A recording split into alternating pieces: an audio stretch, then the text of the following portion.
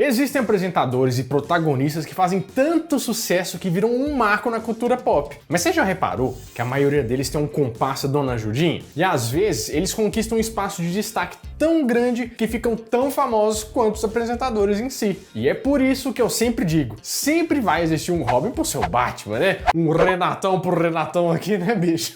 Ou um programa pro seu YouTube, e esse é o Nerd Show Roda a Vinheta.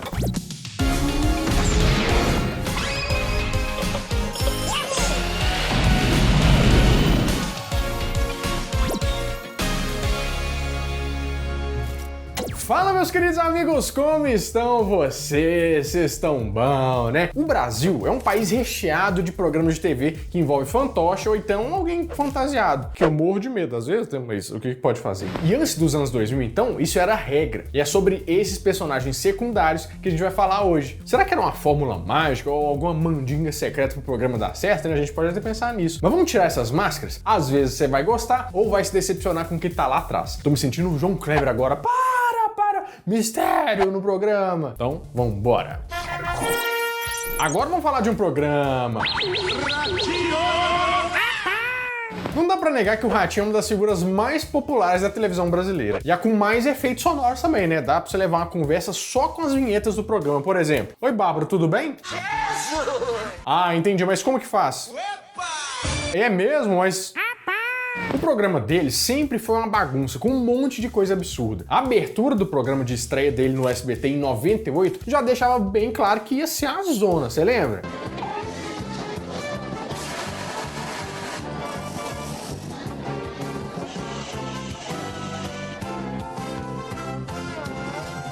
Só que antes mesmo do SBT, lá na Record, o Ratinho introduziu ao público um dos personagens mais famosos do programa, o Sombra. Ok, Ratinho, as atrações de hoje do programa. O Sombra é como se fosse um narrador que solta uns comentários aqui e ali e apresenta as atrações do programa. O rosto dele nunca tinha sido revelado até 2018. Apesar de ser bem famoso, ninguém sabia quem que era ele. A primeira vez que eu vou mostrar o Sombra, depois de 35 anos, só vai ver o Sombra quem entra lá no meu Instagram. Foi aí que o Ratinho postou uma foto com um companheiro de longa data no Instagram e todo mundo passou a saber quem era o dono daquela voz inconfundível. Isso mesmo, Ratinho. Hoje no programa... Dois irmãos brigam pela mesma mulher. Segura aí! Depois disso, o Sombra deu até entrevista falando da vida dele, né, de 20 anos na TV, que sempre foi em anonimato, o que é uma proeza muito difícil de conseguir. Quem faz o personagem é o locutor Alvino Batista Soares. Ele diz que foi o Ratinho quem criou o Sombra, porque na época, já em 92, ele queria ter alguém no programa que desse a notícia de vez em quando. O Alvino foi escolhido pelo vozeirão dele, e ele era meio escravizado, porque segundo ele mesmo, quem tinha que fazer a pauta, a redação, a locução, era tudo ele. Ou seja, ele era um youtuber. E quase que a gente não tem Sombra, você acredita nisso? O Alvino contou numa entrevista que ficou estudando por 5 anos para ser padre. Uma coisa boa de não ser famoso é que ele pode ir em qualquer lugar que não vai ser reconhecido e tudo mais. A não ser que a pessoa pegue quem ele é só por causa da voz, mas parece que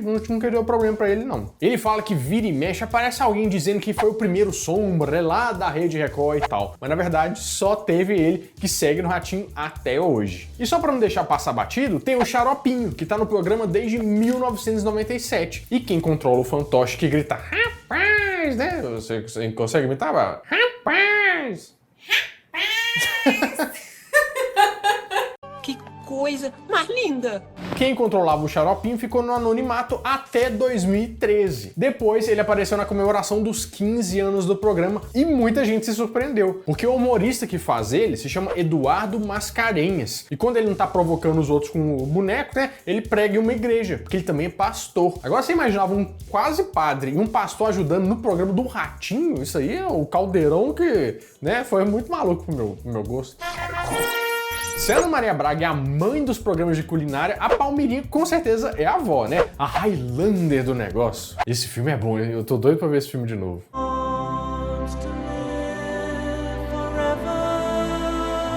A Palmeirinha é muito simples, né? Ela faz umas coisas de um jeito muito parecido com as pessoas que cozinham na nossa família. E é lógico, vira um meme lá de vez em quando ou outra. Olha! Vamos lá! Pronto. Ai, que lindo! Talvez seja por isso que o público se identifica tanto com ela. As nossas avós se viam na Palmeirinha. E desde 2000 ela decidiu introduzir um assistente para dar aquela ajudadinha quando ela esquece alguma coisa e tal, que acontecia bastante. Deixa eu dar uma esquentadinha aqui na minha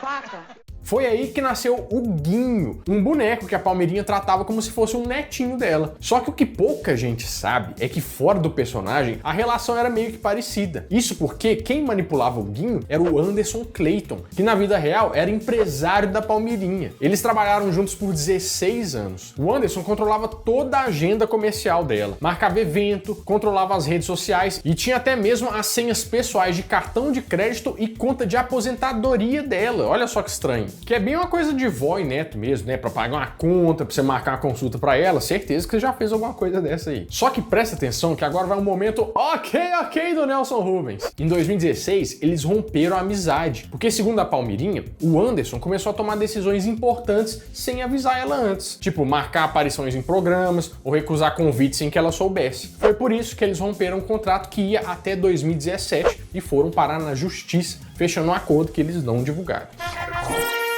Outro programa caótico que fazia muito sucesso entre os anos 80 e 90 foi o Show da Xuxa, que assim, quem não lembra, né? Era tão tranquilo. Gente, eu não aguento mais ficar falando, esse microfone tá falhando. Gente, tem uma goteira aqui no teatro dele. Tem uma bomba aqui no nosso show, é mole, gente? Não tenho voz aqui, eu não tô sem voz, tá sem nada. Não tem retorno! Desculpe, telespectador, foi uma ira passageira. Mas quando as crianças entravam em cena, era um pega pra capar danado. Por isso que a Xuxa precisava de alguns auxiliares lá com ela. E tinham as Paquitas e os Paquitos. E os icônicos Dengue, vestido de mosquito fluorescente, e o Praga, que usava uma fantasia de tartarugas. Vou saber uma coisa, Dengue. Você gravou um disco, Dengue. Pois é, gravei um disco. Apesar dos dois não terem fala nenhuma, eles tinham que ficar ali na retaguarda, né, pra dar um help com a Xuxa. E eles ficaram tão icônicos no programa que foram juntos pra El Show da Xuxa, que estreou na Argentina no começo dos anos 90.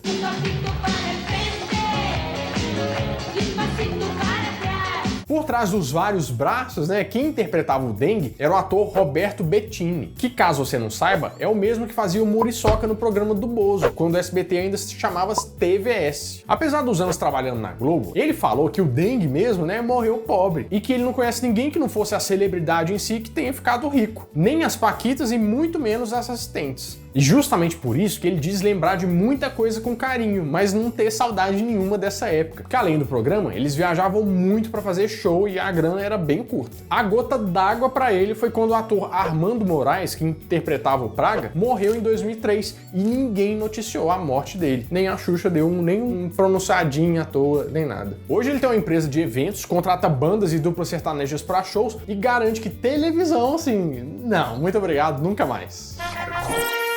A Cuca é um dos grandes personagens clássicos do Sítio do Pica-Pau Amarelo, que é um livro do Monteiro Lobato lá de 1920. Você deve lembrar bastante. Na verdade, quando a gente fala de Sítio do Pica-Pau Amarelo, a gente está falando de uma coleção de livros infantis que o Monteiro Lobato escreveu entre 1920 e 1947. O primeiro foi Reinações de Narizinho, mas aí tem o livro do Saci, da Emília, da Dona Benta e tudo isso aí formava o sítio. Apesar de umas coisas meio erradas da época, não demorou para fazer uma adaptação para televisão em 1977, que ficou no ar até 1986. E eu lembro que eu tinha muito medo do episódio do Minotauro. Nossa Senhora!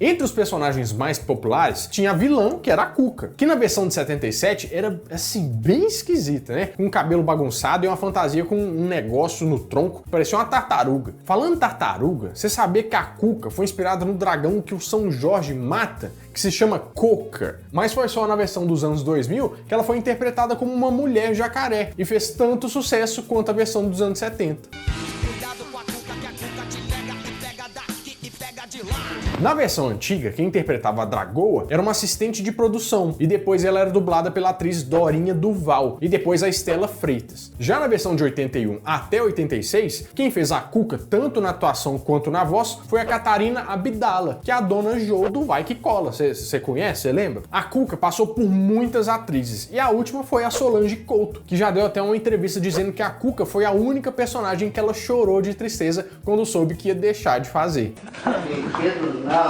Mas tem um personagem secreto aqui no Nerd Show também, você sabia disso? É o Pão de Queijo, mas ele só aparece quando você clica aqui pra inscrever e dá o like, meu filho, que aí você salva esse Pão de Queijo, ele vem assim, ó, todo bonitinho pra você, fica feliz da vida. Aí você ajuda a gente a chegar em 2 milhões de inscritos. Valoriza o trabalho, gente. Tem muita gente que vem aqui, assiste o vídeo e vai embora, não escreve. Por que vocês estão fazendo isso comigo, tá? Funcionou aqui no meu drama? Inscreve, ajuda aí, tá? Vai lá. E quem curtiu o programa do Bozo com certeza vai se lembrar da Vovó Mafalda, que apareceu pela primeira vez em 1981. Você lembra? Você tá mais pra montanha do que pra curva, viu, vovó? Mentiroso. O papai Papudo falou que eu sou uma gata com curvas perigosas. O nariz tinha um formato de morango gigante no meio da cara, e ela sempre tava com um vestido e um chapéuzinho bem de vó. Mesmo que eu nunca tenha visto nenhuma vó usando isso aí na vida real, né? Enfim. Eu lembro que muita gente ficou chocada quando descobriu que a vovó Mafalda era interpretada por um homem. E olhando hoje pras imagens, gente, não tinha como não perceber também, né? Só faltava ela coçar o saco.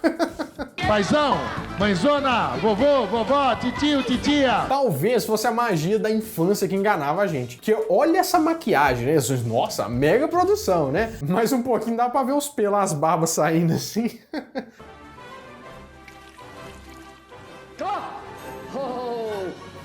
O ator que deu vida pra vovó Mafalda era o Valentino Guzzo, que lá no Bozo, né, fez tanto sucesso que ganhou alguns programas de desenho que eram só pra vovó Mafalda, tipo Dó Ré Mi, você lembra? Além da vovó Mafalda, o Valentino também era produtor e chegou a trabalhar no programa do Chacrinha, do Silvio Santos, do Raul Gil e do Ratinho por trás das câmeras. É uma obra de arte. Mas infelizmente ele morreu em 1998, depois de sofrer um ataque cardíaco. Mas marcou a infância de muita criança dos anos 80, 90 e 2000 que a imortal vovó Mafalda trouxe pra gente, né? A infância teve muito boa. Bom, meus amigos, é isso. Eu espero que vocês tenham gostado muito desse vídeo. E olha só, tem mais vídeos pra você assistir aqui. Por que você tá aí, né, triste, sozinho? Vem cá, eu tenho muitos vídeos pra você. Combinado? Bom, então é isso. Então toda semana eu volto com mais um vídeo quentinho, fresquinho, crocante pra vocês. Então, adeus!